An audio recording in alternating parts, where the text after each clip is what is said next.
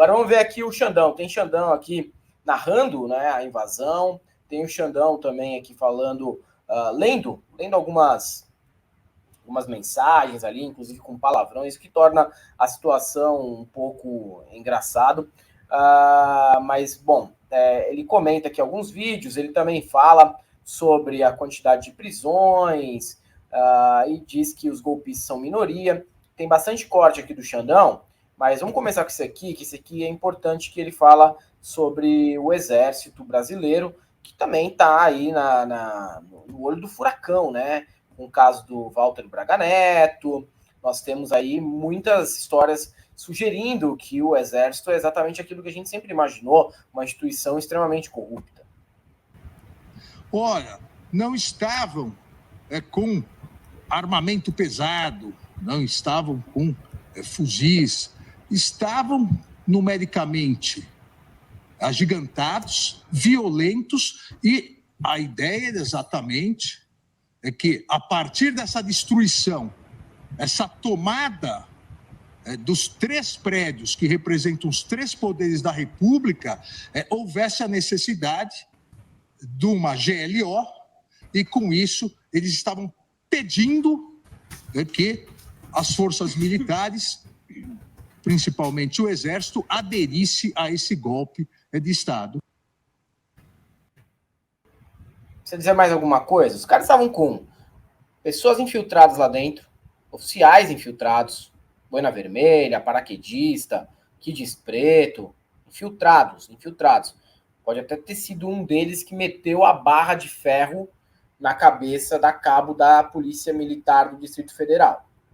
Aí, o Xandão já levanta uma outra tese, ô Calejão, que com a invasão aos prédios dos 3 poderes, os manifestantes queriam forçar uma GLO.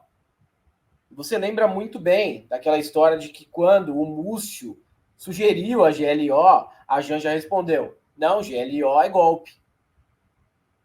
Essa linha me parece bastante interessante. Essa linha me parece muito interessante. Não sei você. Eu não sei se você concorda que, seguindo essa linha, a gente tem aí alguma razoabilidade para imaginar o porquê do Exército estar envolvido desde o começo. Porque, na verdade, se fosse esse mesmo o objetivo, então o Exército participaria de todas as fases da tentativa de golpe. E veja, é um protocolo, que é um expediente que já foi utilizado no Brasil. Na década de 50, para resumir, Getúlio se mata em 54, Helder. Quem assume é um cara que chama Café Filho. Tá? E o Cara, eu vou só fazer um parênteses aqui. Raul Seixas, quando conheceu John Lennon, se eu não me engano, John Lennon perguntou para ele: cara, fale o nome aí de um brasileiro famoso. Aí ele falou: rapaz, Café Filho. E o Café Filho ficou 2 semanas, se não me engano, né? Uma coisa assim. Isso. Eu não sabia dessa treta aí do Raul, da hora. Mano, é o seguinte, o Café Filho assume e o suicídio do Getúlio gera muita instabilidade, tá? Muito parecido com a instabilidade social que a gente tinha nessa ocasião agora em 2022, até os personagens, Helder. Você tinha, por exemplo, o Lacerda, que fazia o papel, eu nem vou falar o nome, mas desses jornalistas à la Jovem Pan aqui, que a gente teve que combater muito, entendeu? E Xandre Garcia, por exemplo? Constantino, Garcia, Zoe Martinez, essa galera aí seria o Lacerda, daquela 1950. O Lacerda e a sua turma ali. O que acontece naquela ocasião, cara, é que as Forças Armadas também estavam divididas. O Exército de um lado, com o Henrique Lott, era um cara que não era de esquerda, mas era um cara que queria manter a legalidade. Por quê? Porque o Juscelino e o Jango tinham sido eleitos. Naquela ocasião, a população votava tanto para presidente quanto para vice-presidente. Eram coisas separadas, entende? Você votava em quem você queria para presidente e em quem você queria para vice-presidente. JK e Jango vencem em 1955. E aí começa toda essa putaria para que eles não assumissem. Os estratagemas, as coisas usadas são muito parecidas, cara. É absurdamente parecido.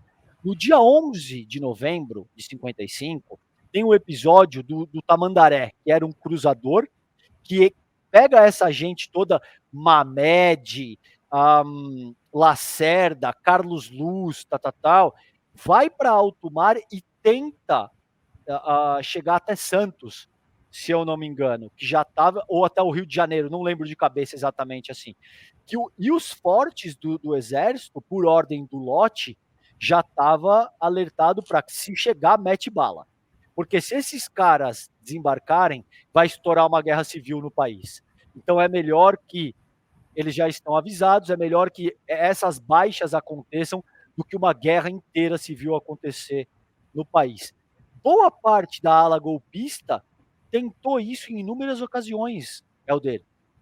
Eles chegaram a cogitar bombardear, por exemplo, a costa de Copacabana, acertando os fortes, o que geraria, por exemplo, baixas civis assim incontáveis, para que isso gerasse esse caos social e que aí, portanto, pudesse se alegar que, olha, não tem condição. O exército, as forças armadas precisam assumir com mão de ferro e tal. Nessa ocasião não foi possível, porque o lote, que era um legalista, assume o contragolpe e não permite que isso acontecesse. Então, em diversas ocasiões, bomba no Rio Centro, 10 anos depois, tudo isso tem como premissa elementar criar o caos, cara. Porque quando você tem uma situação de caos, é óbvio que a tutela militar se torna muito mais palatável. Entende o que eu estou dizendo? Eu não tenho a menor dúvida que foi isso. Já no dia 12 de dezembro, Maldonado, a ideia era essa. Quando eles metem fogo em tudo, tentam invadir aquela sede da PF, tentam jogar aquele ônibus de cima da ponte pegando fogo, você lembra? O intuito aí já era criar caos para criar um pretexto que fosse forte o bastante no sentido de fazer com que os militares tivessem que assumir. E, a meu ver, tem milico envolvido nessa história também. Sim, sim. Não, para mim é questão de tempo para a gente saber nomes. Né? Saber nomes, na verdade, não. A gente vê alguém implicado nessa história de fato, sabe? Porque nomes a gente até tem alguns. Existem até provas em matéria da Piauí, que eu mostrei ontem aqui, de pessoas que são do Exército ou foram do Exército, que participaram, sim, ativamente no 8 de janeiro e no 12 de dezembro. Nas redes, comemorando e, mais do que isso, incentivando a invasão. Diz na transcrição do vídeo: amigos da Sabesp, quem não acreditou, estamos aí, estamos aqui. Quem não acreditou, também estou aqui para vocês, porra. Olha onde eu tô, na mesa do presidente. Jadilson, Wilson, Rony, estamos aqui, porra. Marcelão, estamos aqui, caralho. Vai dar certo. Não desistam. Vai dar certo. Não desistam. Saiam às ruas e parem as avenidas. Isso é um passeio pacífico, presidente? Ele veio aqui pacificamente conhecer o Senado Federal? Vai dar certo. Não desistam. Saiam nas ruas. Parem as avenidas. Em outro vídeo que acompanha o laudo, também o réu, no meio do bando criminoso, que também participava dos atos golpistas, e ao lado de um outro homem chamado Leco, realizou gravação na rampa em frente ao Palácio do Planalto. Na mídia, Aécio Lúcio Costa Pereira incentiva a invasão, os atos golpistas, a depredação e o vandalismo, inclusive dizendo que, abre aspas, acho que defecará dentro do Senado e que nadará em um espelho d'água em que há no local. É o segundo vídeo. Supremo é o povo! Supremo é o povo! Supremo é o povo! Supremo é o povo! Caramba! Os caras cagam tanto no Brasil que eu acho que eu vou cagar lá dentro do Senado. Tô nem aí, não. Não, gente, é nóis. Tem um espelho d'água lá, vou nadar lá. Aquilo lá é meu, vou nadar lá. Realmente, presidente, um passeio pacífico no dia 8 de janeiro. Depois a gente vai cortar o Xandão falando, caralho, a gente vai cortar, fica tranquilo. Mas, bom, isso aqui é uma parte, tá? Tem um pouquinho mais aqui do Xandão mostrando que era muito pacífico, que era muito tranquilo, aquele domingo no parque, né, que aconteceu ali em Brasília.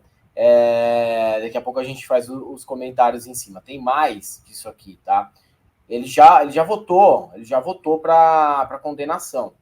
Né? Ele já votou para condenação do Aécio, mas ele continua falando lá e a gente está mostrando os trechos das falas do Alexandre de Moraes. Não resta dúvidas, porém, é isso que a acusação tem o dever de comprovar durante a ação penal, não resta dúvidas de que todos, nos crimes multitudinários, todos contribuíram para o resultado, eis que se tratava realmente de uma ação conjunta, perpetrada por inúmeros agentes direcionados ao mesmo fim. É mais fácil entender os crimes multitudinários, principalmente aqueles que não são da área jurídica, vendo exatamente os vídeos aqui que demonstram melhor, as imagens demonstram melhor que as palavras, a natureza do crime multitudinário. Agora, no vídeo, o que está nos autos como foto. Veja, não há necessidade de descrever cada uma das condutas, porque as condutas são da turba, um insuflando o outro, um instigando, um induzindo, são copartícipes do crime. Primeiro no Tribunal, agora no Supremo Tribunal Federal.